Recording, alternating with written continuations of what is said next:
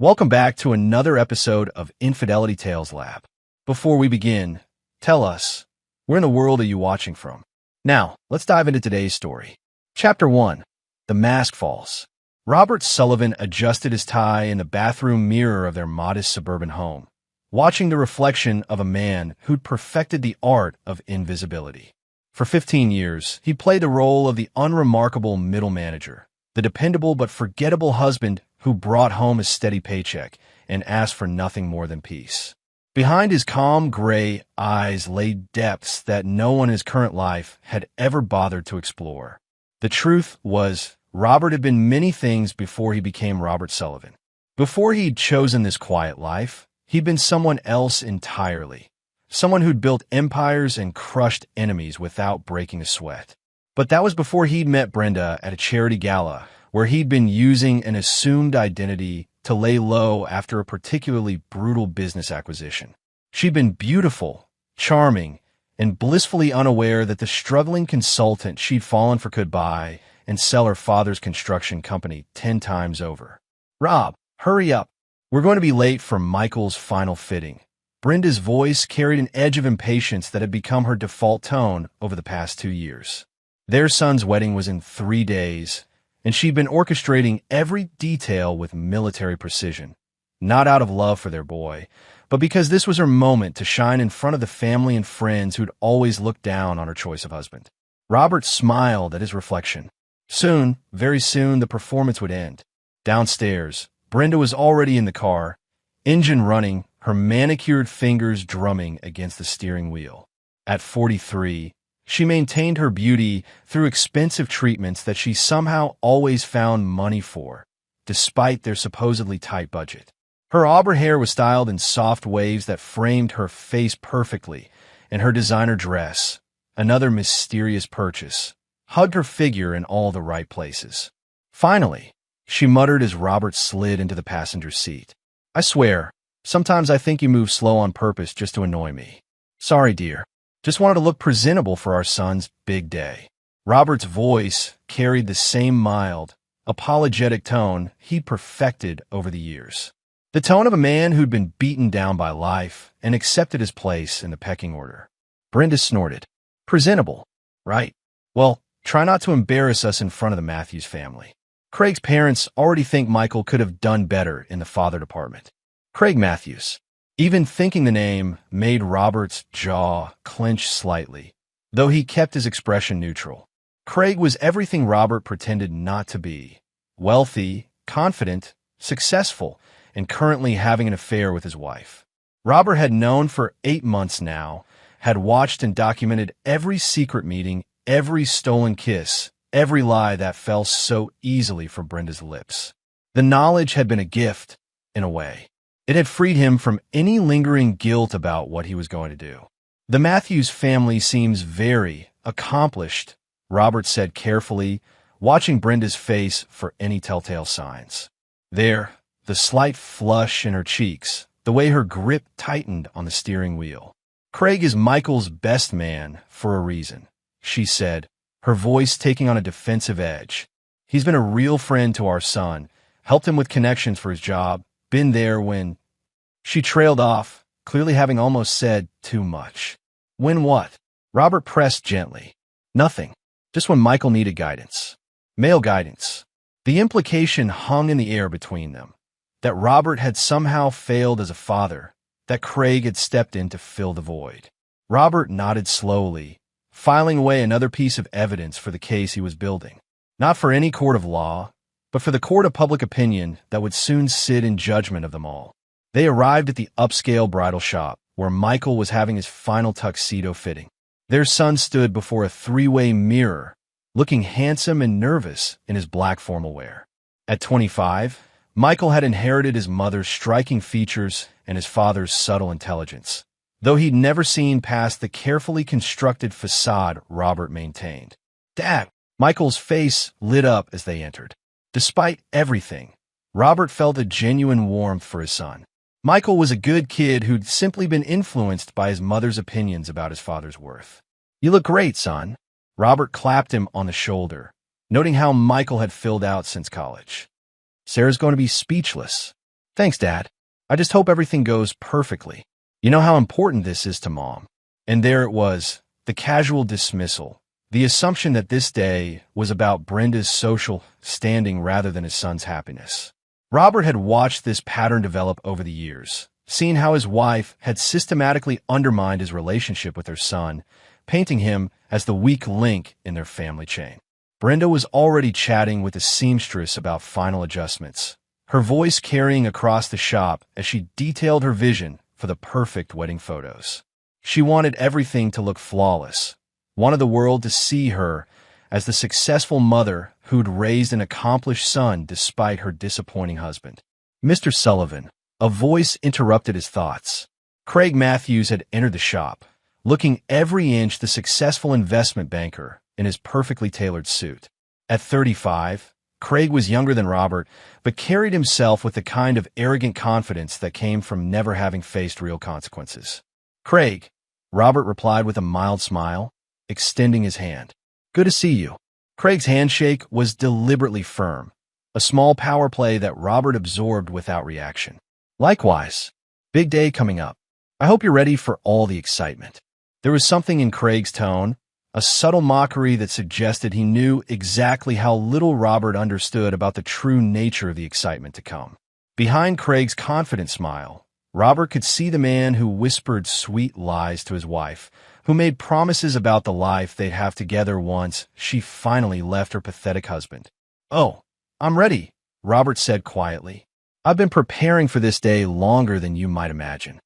Something flickered in Craig's eyes, confusion, perhaps a hint of unease. But before he could respond, Brenda appeared at his side, her hand briefly touching his arm in a gesture that would have seemed innocent to anyone not watching for it. "Craig, thank you for coming. I wanted to make sure everything was coordinated for the bachelor party tomorrow night." "Of course," Craig replied smoothly. "I've got everything arranged. It's going to be a night to remember." Robert watched the exchange with the patience of a predator. Tomorrow night's bachelor party would indeed be memorable, though not in the way Craig was expecting. The pieces were already in motion, phone calls had been made, and certain facts about Craig's business dealings were about to come to light in very public ways. But that was just the opening move. The real game would begin at the wedding itself, when Robert finally shed his mask and showed them all who they'd really been dealing with for the past 15 years. "I should mention," Robert said casually, "I've invited a guest to the wedding, an old friend who's in town for business. I hope that's all right." Brenda's eyes narrowed slightly. "A guest? Rob, we've already given final numbers to the caterer. Who is this person?" "Just someone from my past. Victoria Sterling. She's successful in her field." The name meant nothing to them, of course. Victoria Sterling was known only in the highest circles of international business, a woman who'd built a multimedia empire from nothing and now commanded respect in boardrooms around the world. She was also someone who owed Robert a very significant favor from their shared past. "Well, I suppose one more person won't hurt," Brenda said with obvious irritation. "Though I wish you'd mentioned this sooner." Robert nodded apologetically. "Sorry, dear. It was a last-minute thing." As they left the shop, Michael walking between his parents with his garment bag, Robert allowed himself a small smile. In less than 72 hours, the carefully constructed world that Brenda and Craig inhabited would come crashing down around them. And unlike the mild-mannered man they thought they knew, Robert Sullivan never forgave and never forgot. The stage was set. Now it was time for the show to begin. Chapter 2: Shadows and Secrets. The Sterling Hotel's penthouse suite overlooked the city like a throne room, its floor-to-ceiling windows offering a panoramic view of the lights below. Victoria Sterling stood silhouetted against those windows, her platinum blonde hair catching the soft lamplight as she reviewed the documents spread across the mahogany table. At 41, she possessed the kind of timeless elegance that came from absolute confidence in her own power. "You're certain about this timeline?" she asked without turning around, her voice carrying a slight British accent that spoke of expensive schools and old money. Robert sat in one of the leather chairs, looking entirely different than he had at the tuxedo shop that afternoon. Gone was the slightly rumpled appearance, the apologetic posture, the mild expression of a man beaten down by life. In their place was someone sharp-edged and dangerous, someone who belonged in rooms where billion-dollar decisions were made with a nod. "Everything's in motion," he confirmed, his voice deeper now, carrying an authority that Brenda had never heard. "Craig's bachelor party is tomorrow night. The venue I've arranged will ensure maximum exposure when the story breaks." Victoria finally turned, her ice blue eyes studying him with the intensity of a shark sensing blood. "You know, I could simply destroy them financially and be done with it. A few phone calls, some strategic pressure.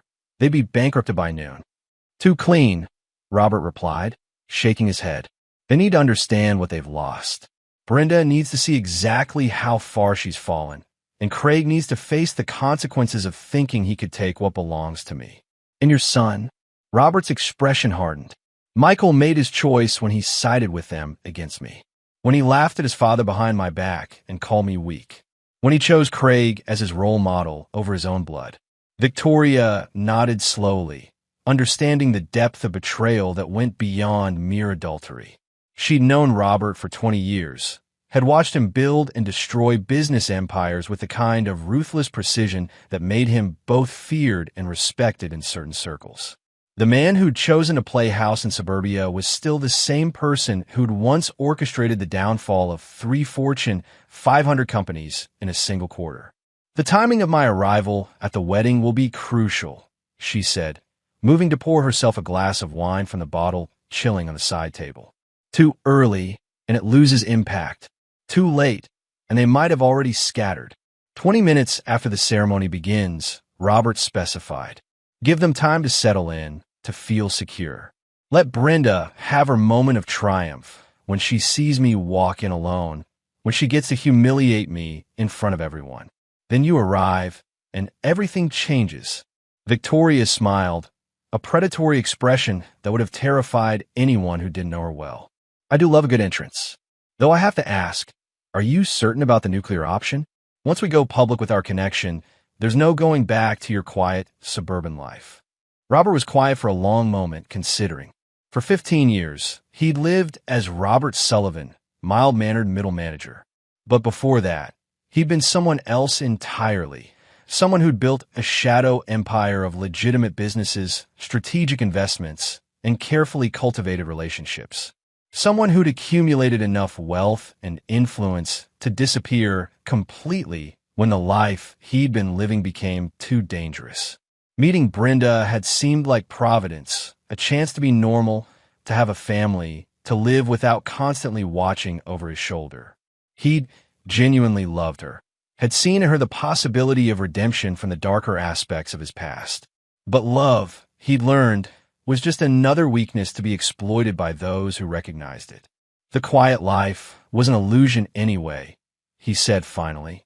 "I thought I could be someone different, but people like us, we are what we are. The only difference is whether we own it or let others use it against us." Victoria raised her glass in a toast. To owning it, then they drank, and then Victoria moved to another table where additional documents waited. "Your friend Craig has been busier than even he realizes. The investment firm he works for has been hemorrhaging clients for months, but he's been covering it up with increasingly desperate measures. Nothing illegal, mind you, but certainly unethical enough to destroy his reputation when it comes to light. And the timing. The story breaks tomorrow night, right in the middle of his bachelor party. I've arranged for certain journalists to be in attendance, purely by coincidence, of course. By Saturday morning, Craig Matthews will be the face of investment fraud in the local news cycle." Robert nodded approvingly. It was elegant in its simplicity, using Craig's own poor decisions against him rather than manufacturing evidence. The man had dug his own grave. Robert was simply providing the shovel. What about Brenda's reaction when she realizes what's happening? "That's where the psychological aspect becomes crucial," Victoria replied, settling into the chair across from him. She spent years building her identity around being the long-suffering wife of a failure. When that failure suddenly becomes the most powerful person in the room, it will shatter everything she believes about herself and her choices. They spent the next hour reviewing every detail of the plan, from the specific timing of revelations to the guest list management that would ensure maximum social destruction. Victoria had brought her own team of specialists, people who understood how to orchestrate public humiliation with surgical precision. "There's one thing I'm curious about," Victoria said as they wrapped up. "Why didn't you simply leave? Why go through all this elaborate revenge when you could have just walked away and started over somewhere else?" Robert was quiet for a long moment, his gray eyes distant as he considered the question. "Because they took something from me that can't be replaced. Not just my wife or my son's respect. They took the belief that I could ever trust anyone enough to be vulnerable again. They turned my love into a weapon against me. And now they learn what happens when you mistake kindness for weakness. When you assume that just because someone chooses not to use their power, they don't have it." Victoria nodded, understanding the deeper truth behind his words. Revenge wasn't just about punishment. It was about restoring the natural order, about ensuring that predators understood there were bigger predators in the ecosystem. As the evening wound down, they made final arrangements for the wedding day itself.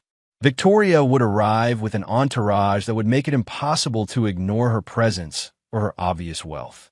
The timing would be carefully choreographed to maximize the shock value and ensure that everyone present understood exactly what they were witnessing.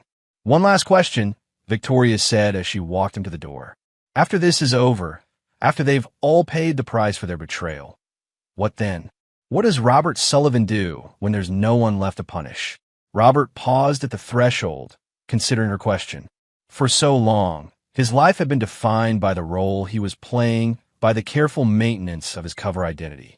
After Saturday, that man would cease to exist, and he'd have to decide who he wanted to become. "I suppose I'll find out," he said finally. "But whatever comes next, it will be on my terms." As the elevator carried him down from the penthouse, Robert felt a familiar sense of anticipation building in his chest. It was the same feeling he'd had before every major business acquisition, every strategic move that would reshape entire industries. The feeling of pieces falling into place, of elaborate plans reaching their culmination. Tomorrow night, Craig Matthews would learn that his perfect life was built on foundations of sand. Saturday, Brenda would discover that the man she'd betrayed was someone far more dangerous than she'd ever imagined. And Sunday, Robert would begin the process of deciding who he wanted to be in a world where he no longer had to pretend to be someone else. The game was almost over. Soon, it would be time for the final moves. Chapter 3. The Bachelor's Lament. The Riverside Club had been Craig's idea, an upscale venue where Cincinnati's young professionals went to see and be seen. The kind of place where a successful investment banker could celebrate his best friend's last night of freedom, surrounded by other successful men who appreciated fine whiskey and expensive cigars.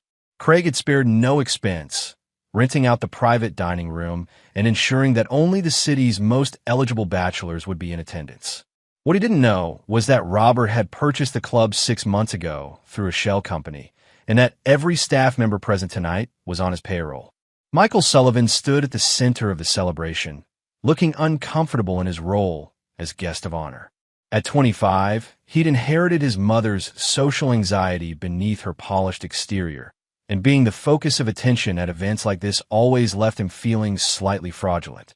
The other men were older, more established, more confident in their success. They treated him with the kind of casual respect reserved for the promising younger brother of their circle. To Michael Sullivan, Craig raised his glass of 30-year-old scotch, his voice carrying over the conversations. "May your marriage be everything mine will be, profitable, strategic, and satisfying to all parties involved." The toast got a round of laughter from the assembled men, though Michael noticed the edge in Craig's humor. There was something different about Craig lately, a tension that seemed to simmer just beneath his usual confident facade. His success at the investment firm had made him cocky, but there were moments when Michael caught him looking almost desperate, as if he were constantly calculating something just out of reach. "Thanks, Craig," Michael replied, raising his own glass. "Though I hope Sarah and I are marrying for love, not strategy." More laughter, but this time with a slightly uncomfortable edge. These men understood marriage as a business arrangement, a merger of families and assets rather than a romantic partnership. It was a perspective that Michael's mother had been subtly encouraging for months, suggesting that Sarah's family connections could be valuable for his career advancement. "Love is for poor people," declared Harrison Webb, Craig's partner at the investment firm. "The rest of us marry for mutual benefit and find our passion elsewhere." The comment drew nods of agreement from several of the other men, and Michael felt a familiar sense of disconnection from this world that his mother was so eager for him to join. These weren't his friends. They were Craig's friends, men who tolerated him because of his connection to Craig and his potential future value to their network. Speaking of passion elsewhere, Harrison continued, lowering his voice conspiratorially. "Craig, how's your side project coming along? The one with the older woman?" Michael looked up sharply, something cold settling in his stomach as he saw the expression that flashed across Craig's face. It was gone in an instant, replaced by Craig's usual confident smirk, but Michael had seen enough to recognize guilt when it appeared. "Gentlemen never kiss and tell," Craig replied smoothly, but his eyes were scanning the room as if looking for exits. "Come on," Harrison pressed, emboldened by alcohol and the encouragement of the other men. "We've all seen you sneaking around with her. Red hair, great body, looks like she could teach a younger man a few things." "Who is she?" Michael's blood turned to ice as the description registered. Red hair, great body, older woman. His mother fit that description perfectly, and she'd been acting strangely for months.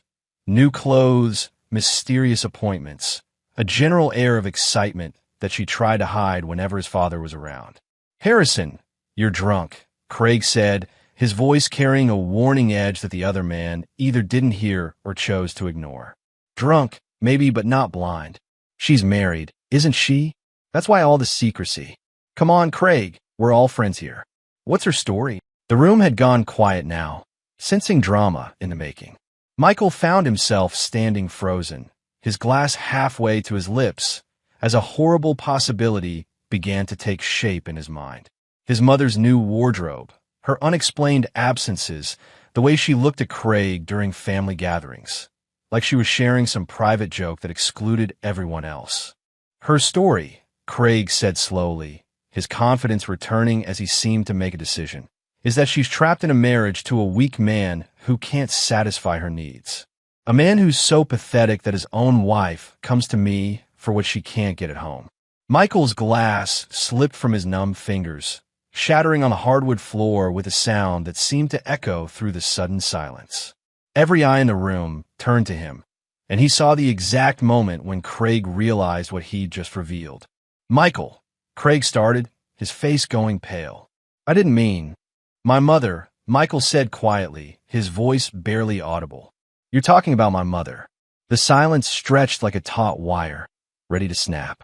Several of the other men shifted uncomfortably, suddenly finding their drinks fascinating as they realized they'd stumbled into a family drama that was about to explode. Craig's mouth opened and closed several times before he managed to speak. "Look, Michael, it's not what you think. Your mother and I, we're just what?" Michael's voice was gaining strength now, fueled by a rage that was building from somewhere deep in his chest. "Just fucking behind my father's back? Just making him look like a fool while you celebrate how clever you are?" "Your father is a fool," Craig shot back, his own anger flaring now that his secret was out. "Your mother deserves better than a man who can't even provide for his family properly. She deserves someone who can give her the life she wants." Michael stared at him for a long moment, seeing Craig clearly for perhaps the first time. Not the successful mentor figure his mother had painted him as, but a predator who'd systematically seduced his way into their family for his own gratification. "And you think that someone is you?" Michael asked, his voice deadly quiet. "I know it is," Craig replied with returning confidence. "I can give her things your father never could. Security, excitement, a future worth having. She knows it too." The slap came so fast that Craig didn't have time to react. Michael's palm connected with his cheek with a sound like a gunshot, and Craig stumbled backward, his hand flying to his face in shock. "You son of a bitch," Michael snarled. "That's my family you're talking about." "Your family," Craig laughed bitterly, straightening up and adjusting his tie. Your father's a joke, Michael. He works a dead-end job and lives in a house he can barely afford. Your mother settled for him because she didn't know better, but now she does. And deep down, you know I'm right. The words hit Michael like physical blows because part of him didn't know Craig was right, at least about his father's apparent failures. He'd grown up watching his mother's frustration with her modest lifestyle, listening to her complaints about his father's lack of ambition, absorbing the subtle message that Robert Sullivan was somehow less than other men. But hearing it stated so baldly, seeing the smug satisfaction on Craig's face as he destroyed his family's foundation, Michael felt something snap inside him. Get out, he said quietly. Michael, be reasonable. Get out, Michael roared, his voice carrying through the private dining room and into the main club beyond. Get out before I do something we'll both regret. Craig looked around the room at the other men, clearly expecting support, but found only uncomfortable stares and sudden fascination with shoes and drink glasses. The revelation had crossed a line that even these morally flexible men weren't willing to cross. Betraying a friend's family was one thing, but bragging about it was another entirely. Fine, Craig said, straightening his jacket and trying to regain his composure. But this doesn't change anything, Michael. Your mother made her choice. She chose me. Then she chose poorly, Michael replied, his voice now ice-cold. And so did you. Craig left without another word, and the bachelor party died with his departure. The other men made awkward excuses and filtered out over the next 20 minutes, leaving Michael alone with his shattered illusions and a growing sense of dread about what this meant for his wedding in 2 days. But as he sat in the empty dining room, surrounded by the detritus of what should have been a celebration, Michael began to think about his father differently. Not as the weak failure his mother had painted him as, but as a man who'd been systematically betrayed by the people he'd trusted most. For the first time in years, Michael felt a surge of protective anger for Robert Sullivan.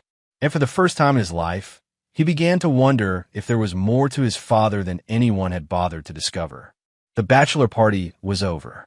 But the real celebration, Michael was beginning to suspect, hadn't even started yet. Chapter 4. The wedding begins. Saturday morning dawned gray and overcast, with threatening clouds that perfectly matched the tension simmering beneath the surface of what should have been the happiest day of Michael Sullivan's life. The ceremony was scheduled for 2 o'clock at St. Margaret Cathedral, followed by a reception at the exclusive Riverside Country Club, the same venue where Craig's bachelor party had imploded less than 18 hours earlier. Brenda Sullivan stood before her bedroom mirror, applying the final touches to her makeup with hands that trembled slightly from nerves and anticipation. She'd chosen her outfit carefully, a sophisticated navy blue dress that hugged her figure perfectly, paired with pearls that had cost more than her husband's monthly salary. Today was her day to shine, her moment to show their social circle that she'd raised a successful son despite her disappointing marriage. The irony wasn't lost on her that while she prepared to celebrate her son's wedding, she was already mentally planning her own divorce. Craig had promised her a different life, one filled with the luxury and respect she deserved. After today's public debut as a successful mother, she would finally have the courage to leave Robert and start over with a man who could give her everything she'd always wanted. Her phone buzzed with a text from Craig. Had to leave town on business emergency. We'll try to make it back for reception. Tell Michael I'm sorry about last night. Brenda frowned, a cold knot forming in her stomach. Craig leaving town on their son's wedding day? After what had happened at the bachelor party, she'd heard about the confrontation from Michael, who'd returned home white-faced and refused to explain exactly what had been said. But Craig had assured her it was just a misunderstanding, that Michael was overreacting to some harmless bachelor party humor. Now Craig was gone, and she was left to face the wedding day alone with a husband who'd been acting strangely all week and a son who could barely look her in the eye. Downstairs, Robert was in the kitchen making coffee with the methodical precision of a man preparing for battle. He'd slept poorly, not from nerves, but from the adrenaline that came with knowing that everything he'd carefully planned was about to come to fruition. In a few hours, the careful facade he'd maintained for 15 years would finally fall away, and everyone would see exactly who they'd been dealing with. Michael appeared in the doorway, looking haggard and conflicted in his white dress shirt and black pants. The young man, who'd always been quick with a smile, looked like he'd aged years overnight. "Dad," Michael said quietly, "can we talk?" Robert looked up from his coffee, noting the uncertainty in his son's voice. This wasn't the confident young man who'd been dismissive of his father's opinions and eager to follow Craig's example. This was someone who'd had his worldview shattered and was struggling to rebuild it. "Of course, son. What's on your mind?" Michael sat down at the kitchen table, running his hands through his hair in a gesture that reminded Robert painfully of his own nervous habits. "Last night at the bachelor party, Craig said some things. About Mom. About you." Robert kept his expression neutral, though internally he was pleased that Craig's arrogance had finally gotten the better of him. He'd expected the man to be more careful, but desperation and alcohol had a way of loosening tongues. "What kind of things?" He said he was having an affair with Mom. Said you were weak and that she deserved better. Michael's voice cracked slightly on the words. "Dad, please tell me he was lying." Robert set down his coffee cup carefully, studying his son's face. Here was the moment he'd been waiting for, the chance to tell Michael the truth about what kind of man his father really was. But looking at the pain in his son's eyes, Robert felt an unexpected surge of protectiveness. "I've known about your mother and Craig for 8 months, Robert said quietly. "I've been watching, documenting, waiting for the right moment to act." Michael's face went white. "You've known? For 8 months? Why didn't you stop it?" "Because I needed to understand the full scope of the betrayal," Robert replied, his voice taking on an edge that Michael had never heard before. "I needed to know exactly who I was dealing with and how far they were willing to go. But Dad, if you knew, why didn't you fight for her? Why didn't you try to win her back?" Robert studied his son carefully, seeing the young man's fundamental misunderstanding of the situation. Michael still thought this was about love, about marriage, about fighting for someone who could be saved. "Michael," Robert said gently, "you don't fight for someone who's already chosen to be your enemy. You don't try to win back someone who never valued what they had in the first place." Something in Robert's tone made Michael look at his father more closely. There was a hardness there, a cold certainty that seemed completely at odds with the mild-mannered man he'd grown up with. "What are you going to do?" Robert smiled, and for the first time, Michael saw something dangerous in his father's expression. "I'm going to make sure that everyone understands exactly what they've lost, and what the consequences are for betraying someone who trusted them." Before Michael could respond, Brenda's voice called down from upstairs. "Rob, Michael, we need to leave in 20 minutes. Robert stood up, straightening his tie with the same careful precision he'd used to plan every detail of what was about to unfold. "Son, I want you to remember something today. Watch carefully, and you'll learn the difference between being weak and choosing to be patient."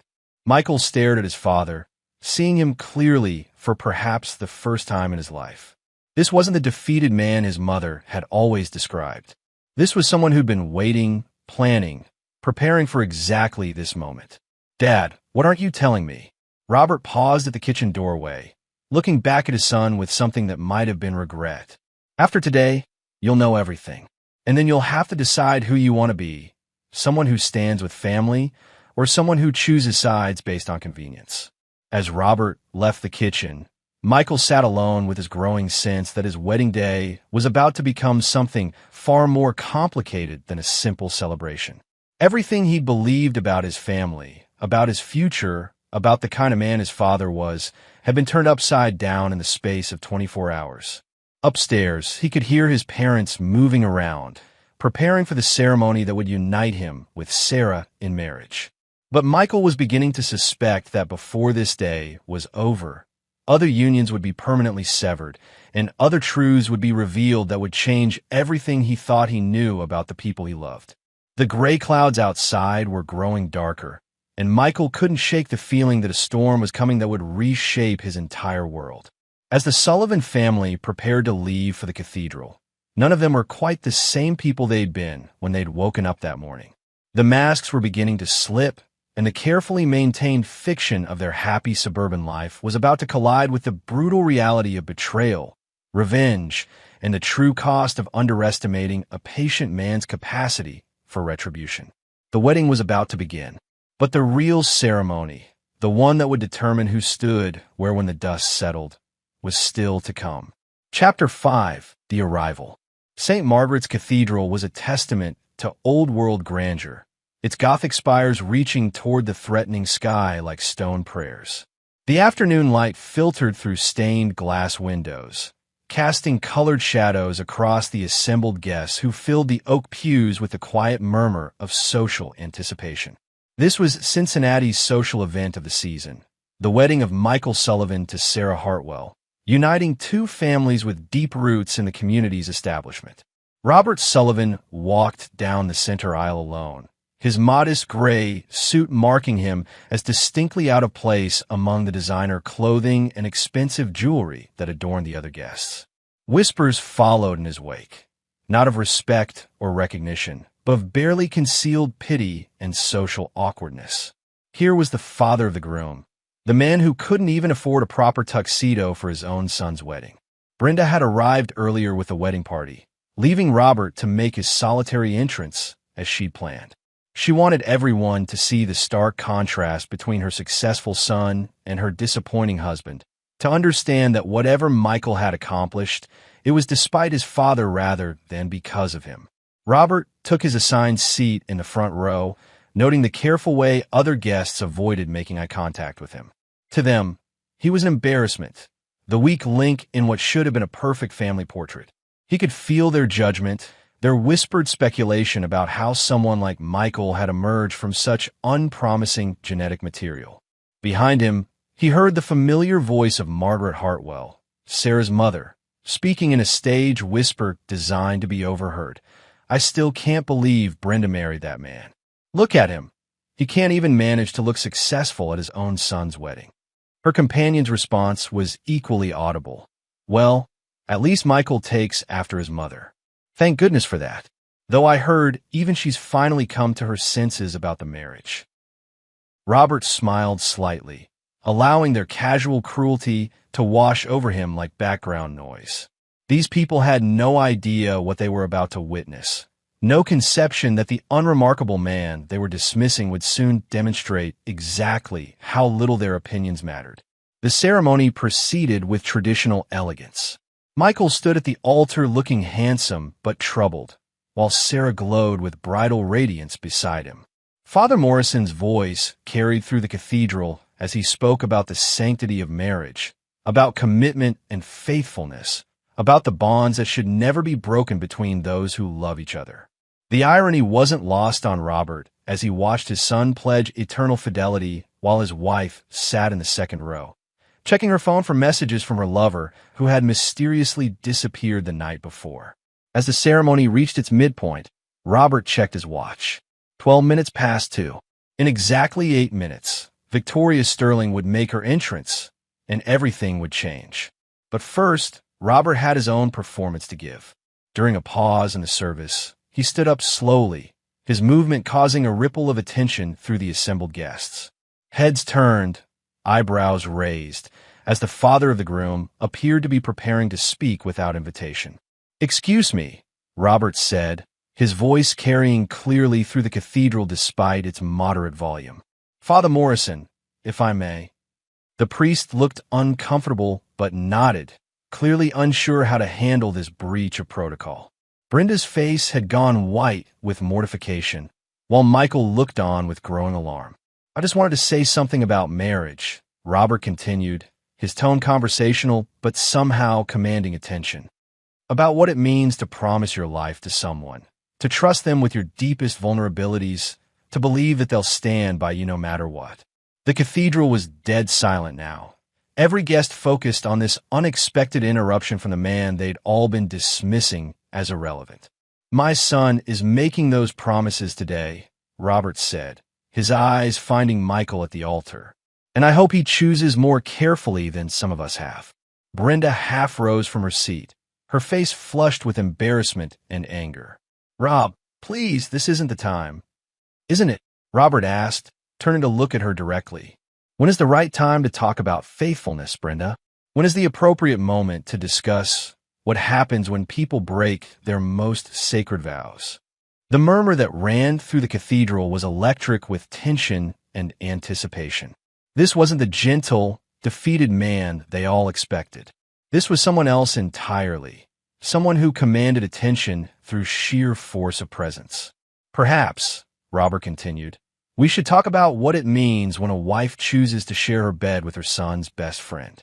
When she makes a mockery of her marriage vows while planning to abandon her family for a man who promises her a better life. The silence that followed was absolute. Even the children in the congregation seemed to sense that something momentous was happening, something that would be remembered and whispered about for years to come. Brenda's face had gone from white to bright red. "How dare you? How dare I what?" Robert asked, his voice still calm, but now carrying an undertone of steel that silenced her immediately. "How dare I tell the truth? How dare I refuse to pretend anymore that we're one big, happy family?" He turned back to the assembled guests, noting their rapt attention, their shock at seeing the church mouse reveal himself to be something far more dangerous. "You all think you know me," Robert said, his voice carrying to every corner of the cathedral. "You think I'm weak, unsuccessful, unworthy of the family I somehow lucked into. You've spent years pitying me, dismissing me, treating me like a failure because I drive a modest car and work a regular job." The guests were transfixed now, unable to look away from this unexpected transformation. "But here's something you might find interesting," Robert continued, checking his watch again. "Sometimes people choose to appear weak because it serves their purposes. Sometimes the most dangerous person in the room is the one everyone underestimates." At exactly 20 minutes past 2, the cathedral's main doors opened with a sound that echoed through the vaulted space like thunder. Every head turned to see a woman enter with the kind of presence that commanded immediate attention. Victoria Sterling, dressed in an elegant black dress that probably cost more than most people's cars, her platinum blonde hair styled to perfection, her blue eyes scanning the assembly with the cool assessment of someone accustomed to being the most important person in any room.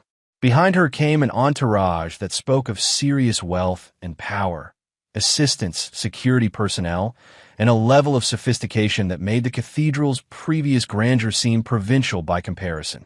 "Ladies and gentlemen," Robert said, his voice now carrying complete authority, "I'd like you to meet my wife, Victoria Sterling." The silence that followed was so complete that the sound of dropping programs hitting the floor seemed thunderous. Brenda's mouth fell open in shock, while whispers erupted throughout the congregation as people tried to process what they were seeing. Victoria Sterling, the Victoria Sterling, whose business empire was featured on magazine covers, whose wealth was measured in billions rather than millions, whose name was synonymous with power and success on a global scale, walked down the aisle toward Robert Sullivan with the confident stride of someone who owned every space she entered.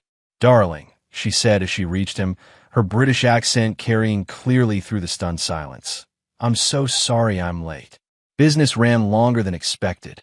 She kissed Robert's cheek with the familiarity of long intimacy, then turned to survey the assembled guests with the kind of smile that suggested she found their shock amusing. "I hope I haven't missed anything important," Victoria said, her eyes finding Brenda's horrified face. "Though from the looks of things, the real ceremony is just getting started." The cathedral erupted in whispers, gasps, and the sound of people frantically checking their phones to confirm what they were seeing.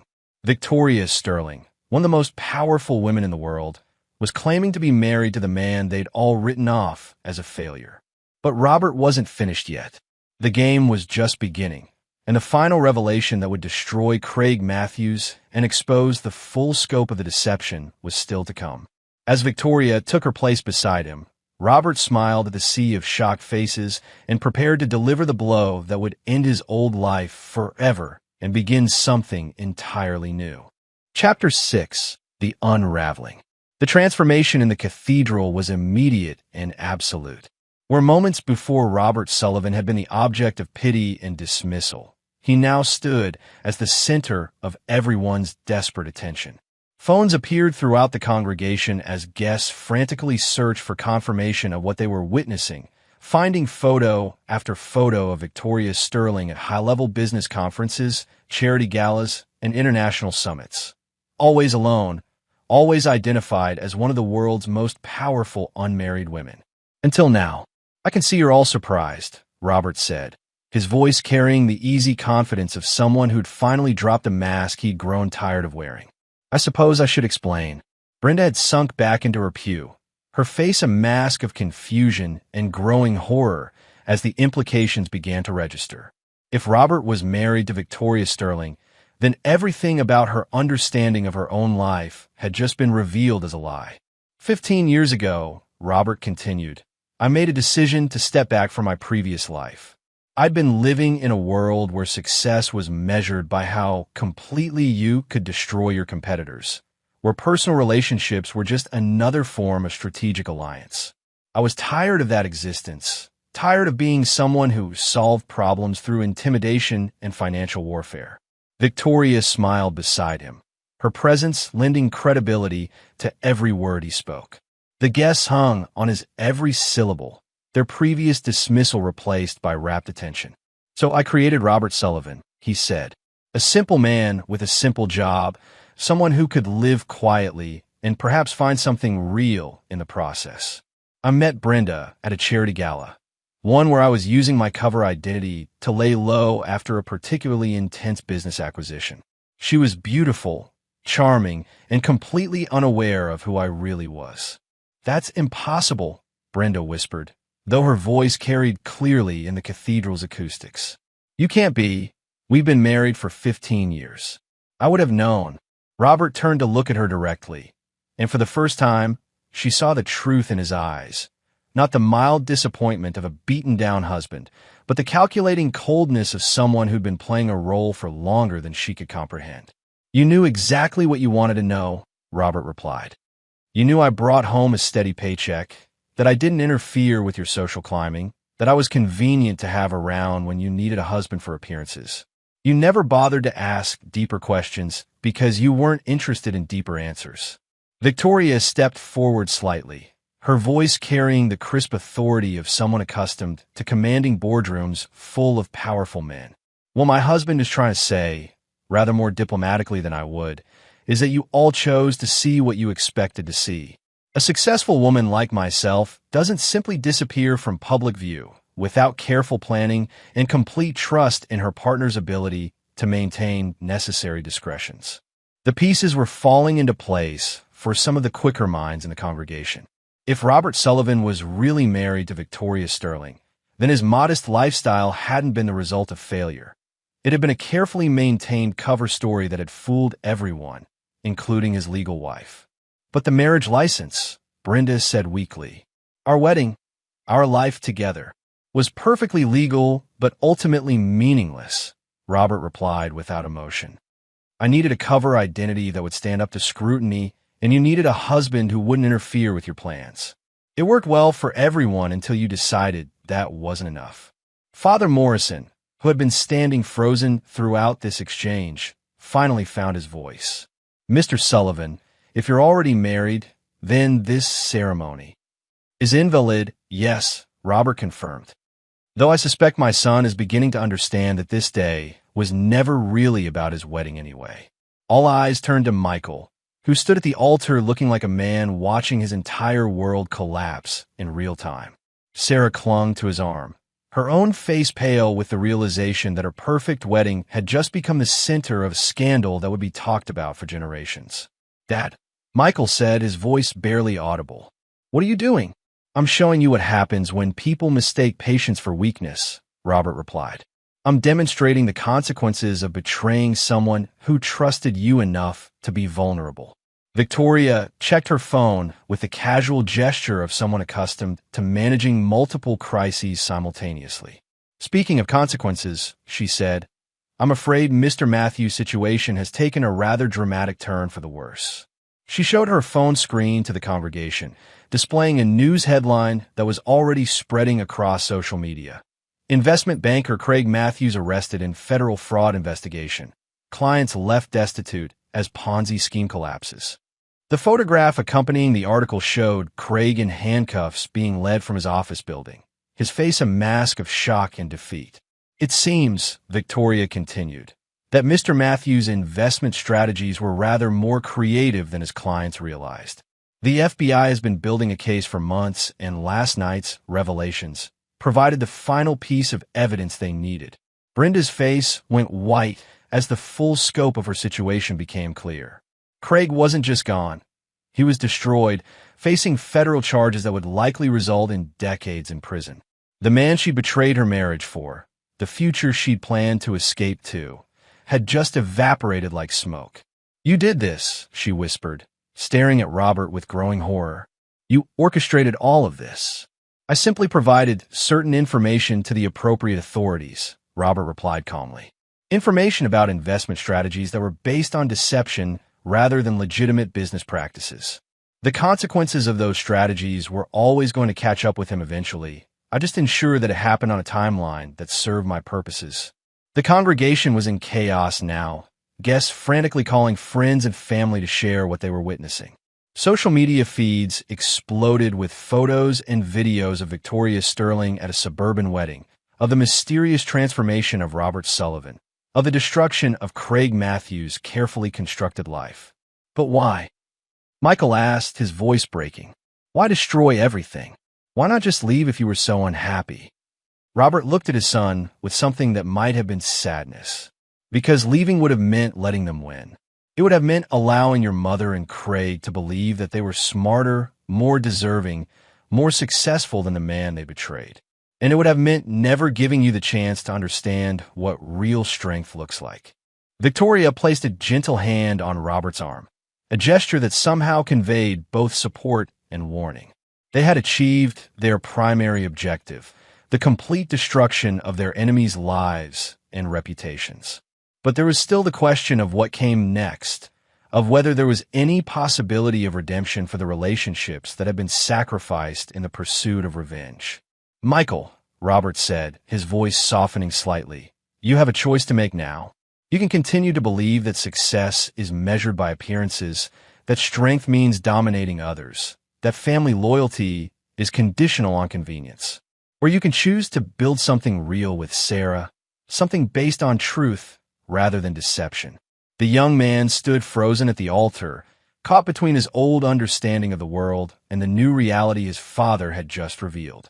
Everything he believed about strength and weakness, about success and failure, about the nature of his own family, had been turned upside down in the space of 20 minutes.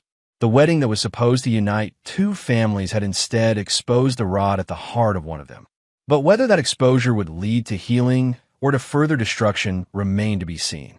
As the chaos in the cathedral reached its peak, Robert Sullivan, or whoever he really was, prepared to make his final move in a game that had taken 15 years to play. The old Robert Sullivan was dead, and from his ashes, something far more dangerous was about to be born. Chapter 7. The Reckoning. The Riverside Country Club's grand ballroom had been transformed into a monument to social catastrophe. What should have been a celebration of love and new beginnings had instead become the epicenter of the most spectacular social destruction anyone in Cincinnati had ever witnessed. The reception had proceeded despite the chaos at the cathedral, though the atmosphere was electric with tension and whispered speculation.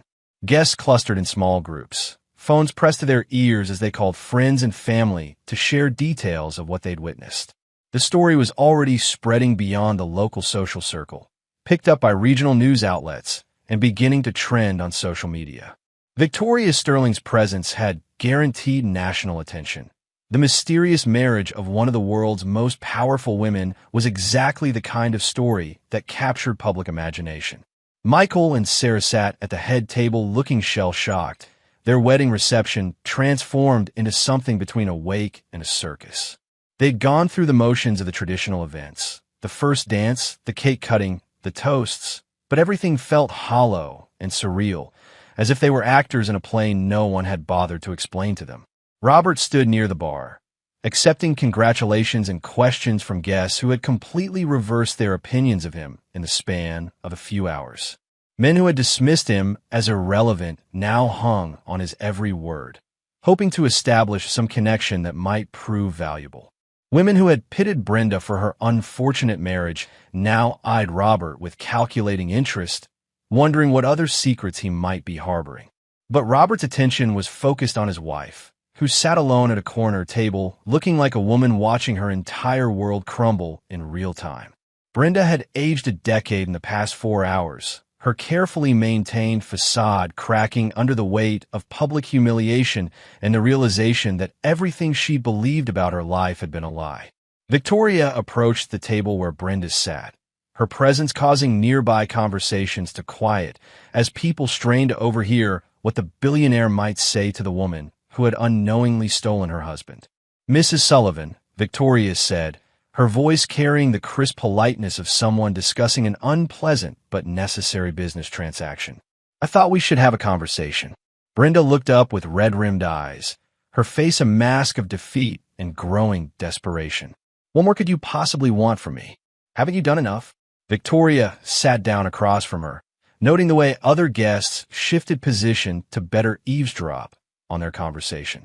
She was accustomed to being the center of attention, but she understood that this particular audience was witness to something more personal than her usual business dealings.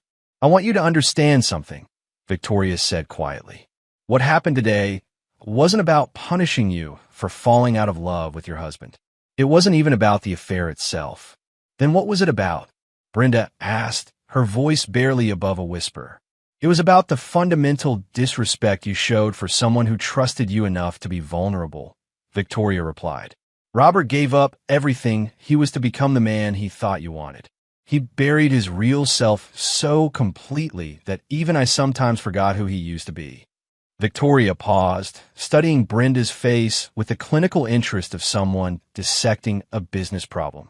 "But instead of appreciating that sacrifice, you treated him like a failure.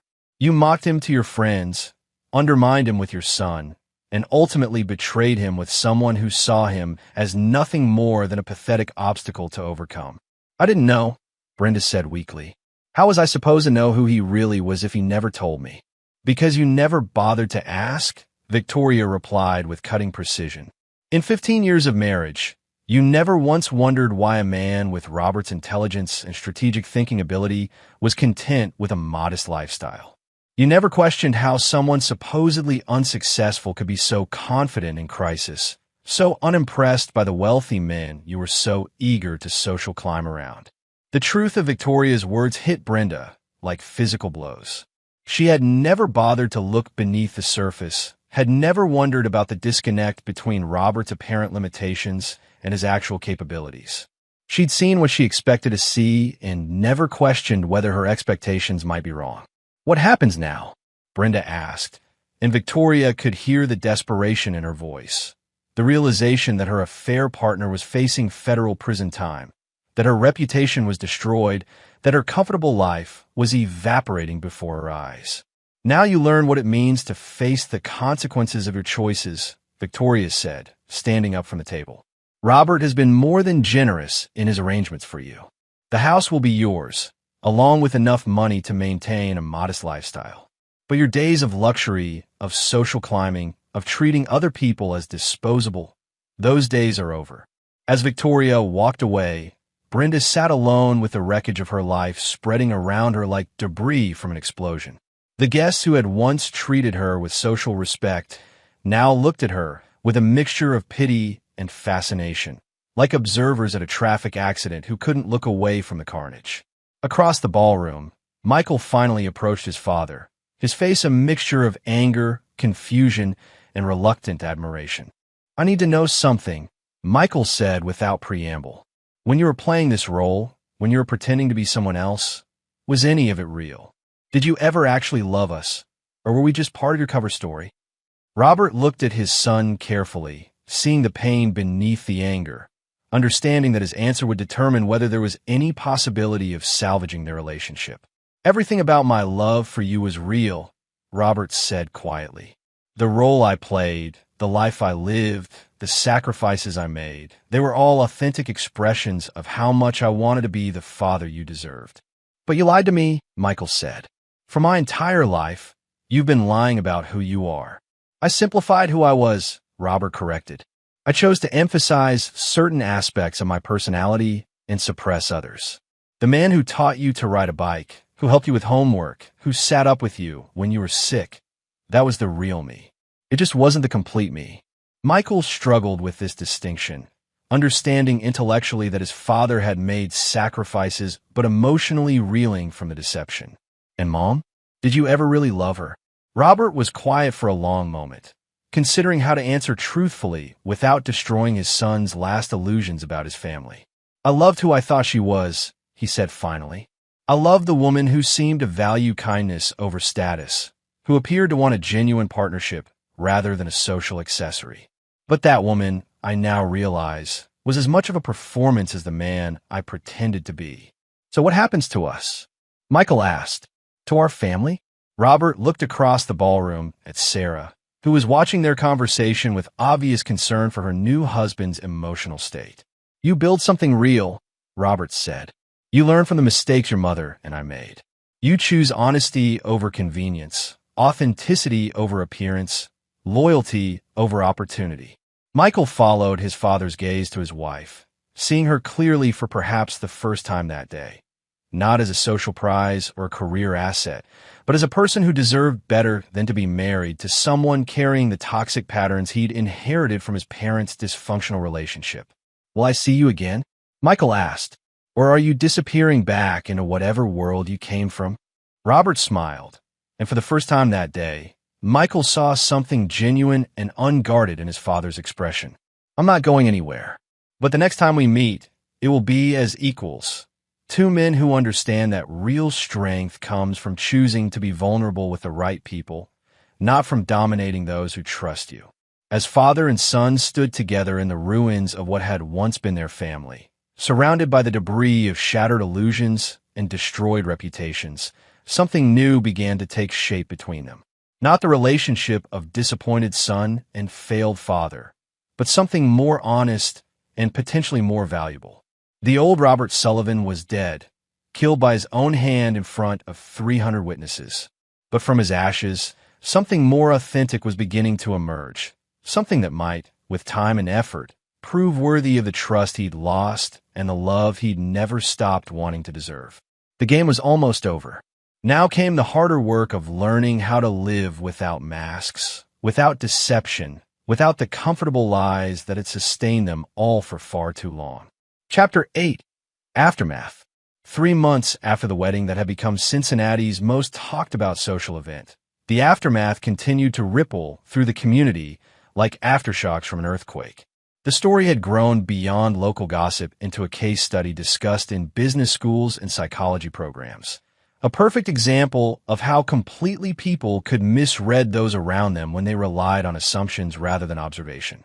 Craig Matthews' trial had begun the previous week, with federal prosecutors painting a picture of systematic fraud that had cost his clients over $40 million. The man who had once been the golden boy of Cincinnati's investment community now sat in a defendant's chair, his future measured in decades of federal prison time.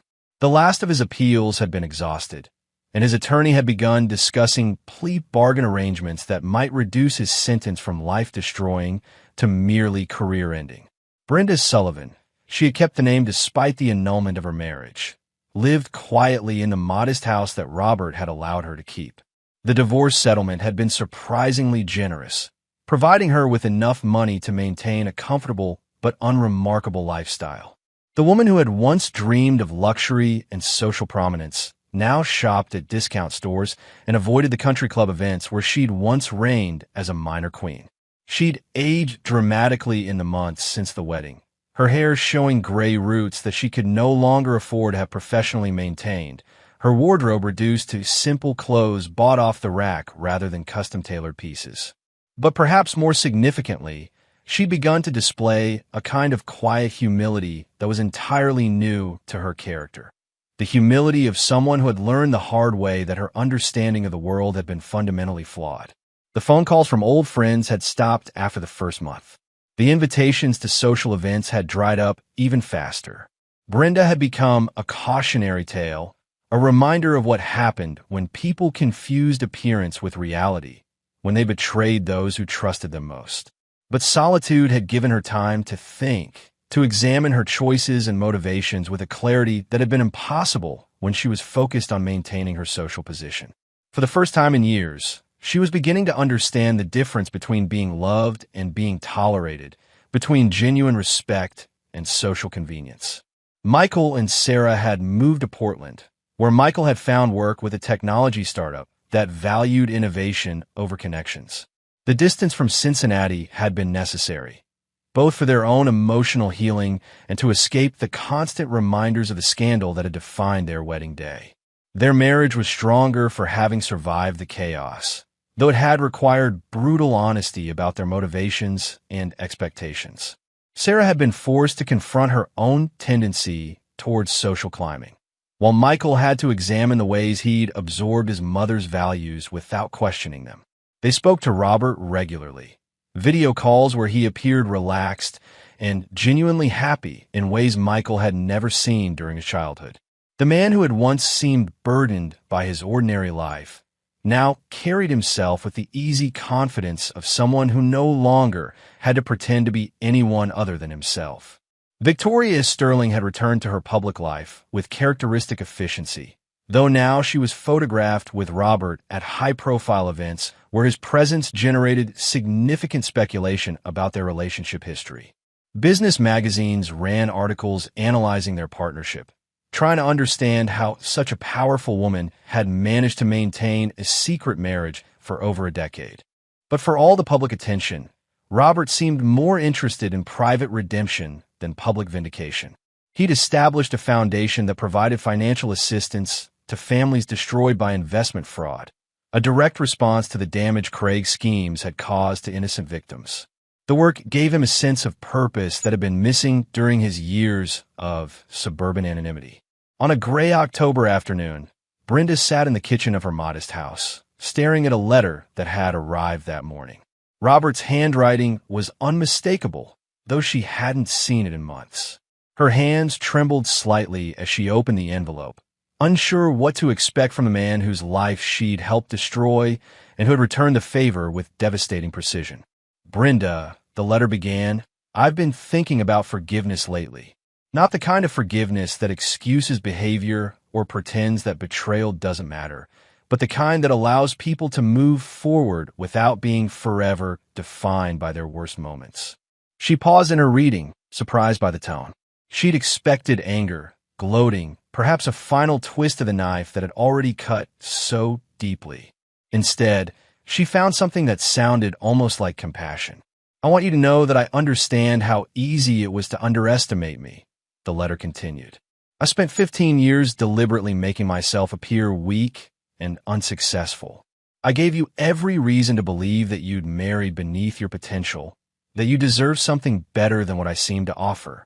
Brenda felt tears beginning to form as she read words that offered understanding rather than condemnation. But I also want you to understand something else. The man you betrayed wasn't just the unsuccessful middle manager you saw on the surface. You betrayed someone who loved you enough to give up everything he was to become what he thought you needed. You betrayed someone who trusted you with vulnerabilities that could have destroyed him if you'd chosen to use them against him. The tears were flowing freely now as Brenda confronted the full weight of what she'd lost. Not just the comfortable life she'd taken for granted, but the genuine love of someone who had been willing to sacrifice his very identity for her happiness. I'm not writing this to punish you further, the letter concluded. You've paid the price for your choices, and continuing to hold on to anger would only poison whatever future either of us might have.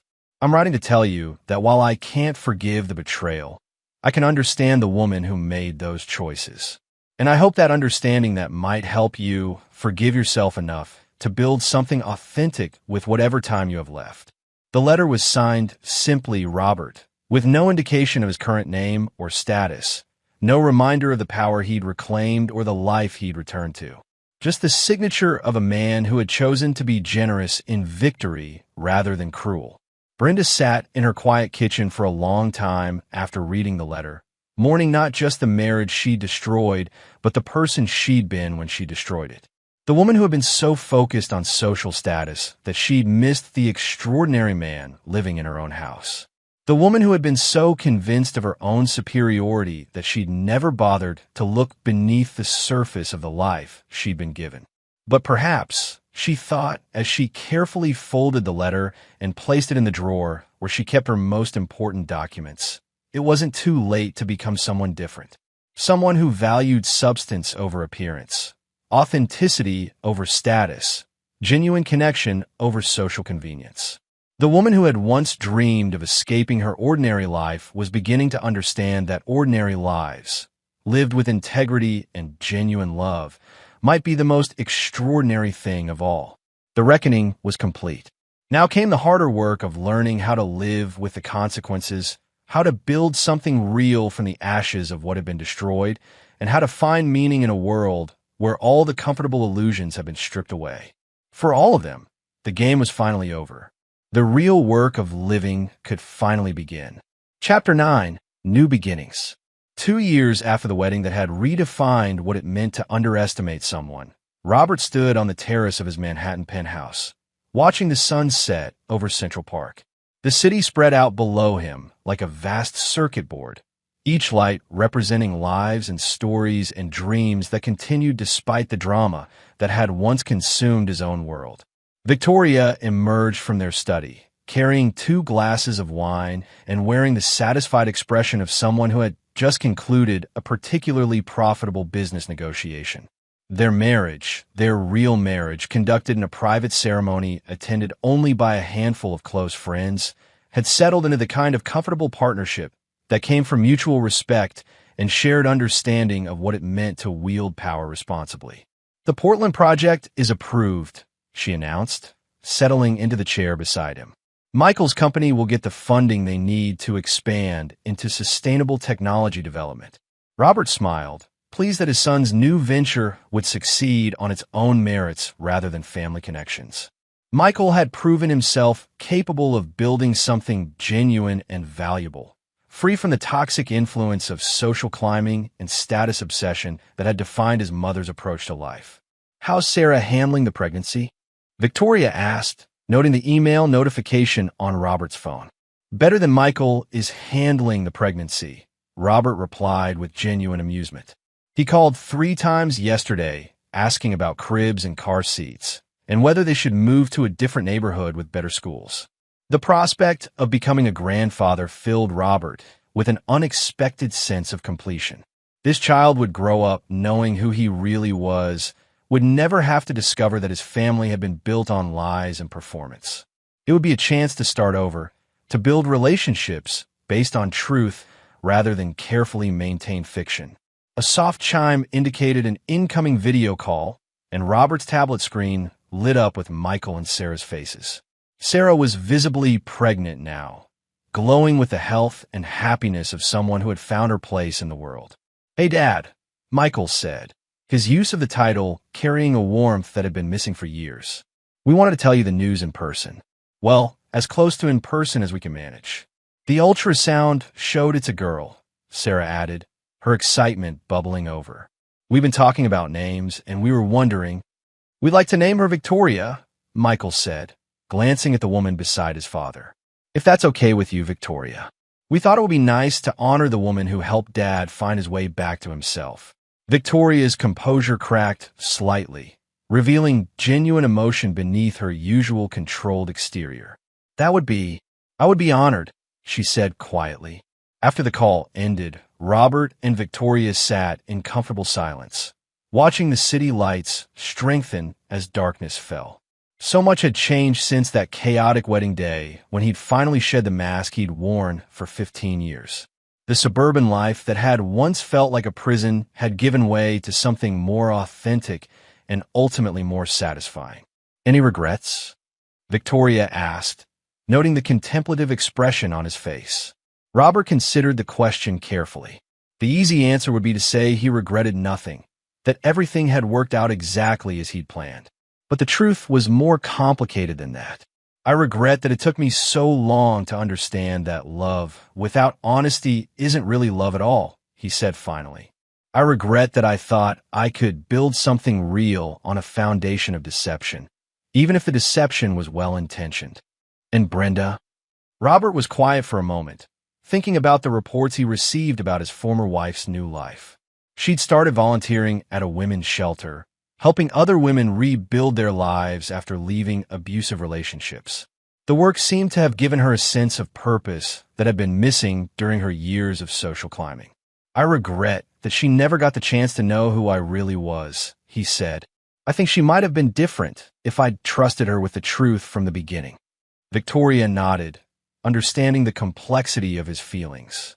Revenge had been satisfying in the moment, but the deeper satisfaction came from the authentic relationships he'd built in its aftermath. An envelope lay on the side table, delivered earlier that day by private courier. Robert had been avoiding opening it, knowing it contained the final legal documents that would close the last chapter of his old life. Craig Matthews' sentencing had been completed the previous week, 23 years in federal prison, with no possibility of parole for the first 15. The letter inside was handwritten, clearly composed with great care. "Mr. Sullivan, I know I have no right to ask for your forgiveness, and I'm not writing to request it. I'm writing to acknowledge what I now understand about the magnitude of my actions and their consequences." Robert read the letter with growing surprise. It wasn't the bitter recrimination he'd expected, nor the desperate plea for mercy that might have been typical from someone facing decades in prison. "I spent months trying to convince myself that I was the victim of an elaborate setup, that you had somehow trapped me in crimes I didn't commit. But the truth is simpler and more damning. I destroyed myself through greed, arrogance, and the belief that other people existed for my convenience." The letter continued with a level of self-awareness that suggested genuine reflection rather than strategic positioning for appeal. "I betrayed a friendship, seduced another man's wife, mocked him behind his back, and built my professional success on a foundation of lies and stolen money. The fact that you facilitated my exposure doesn't make me less guilty of the crimes I committed." Robert found himself surprised by the letter's honesty. The Craig Matthews who had written these words was a different person from the arrogant predator who had bragged about his conquest at the bachelor party. "I'm writing to tell you that I understand now what real strength looks like. It looks like someone who has the power to destroy his enemies, but chooses instead to let them destroy themselves. It looks like someone who builds rather than merely taking, who creates value rather than just redistributing it." The letter concluded with a simple acknowledgement. "You showed me what I could have been if I'd made different choices. I can't undo the damage I've caused, but I can try to become someone worthy of the mercy you've already shown by not pursuing further revenge." Robert folded the letter carefully and placed it in his jacket pocket. Even now, Craig was still trying to understand the man he'd so badly underestimated, still grappling with the realization that true power came from restraint rather than dominance. As the evening deepened, Robert reflected on the strange journey that had brought him to this moment. The quiet suburban life that had felt like exile had actually been preparation, teaching him patience, helping him understand the difference between strength and cruelty, showing him that the most profound victories came not from destroying enemies, but from building something worth defending. Victoria's hand found his, and they sat together watching the city that never slept, two people who had learned that real power came not from the ability to control others, but from the wisdom to control themselves. The old Robert Sullivan was truly dead now, not buried beneath a false identity, but integrated into someone more complete and more authentic. The man who had once built business empires through strategic destruction had learned to build something more valuable. Relationships based on truth, respect earned through actions rather than fear, and a legacy that would be measured in generations rather than quarterly reports. Tomorrow would bring new challenges, new opportunities to choose between the easy path of dominance and the harder path of genuine leadership. But for tonight, it was enough to sit with the woman he loved, thinking about the granddaughter who would soon join their family, and understanding that sometimes the greatest victories were the ones that felt like coming home. The game was over. The real life had finally begun. And there you have it. Another story comes to an end. What did you think? I'd love to hear your thoughts in the comments below. If you enjoy this story, consider joining our community by subscribing. It means the world to us. For more stories like this one, check out the recommended videos on screen. And I'll see you there.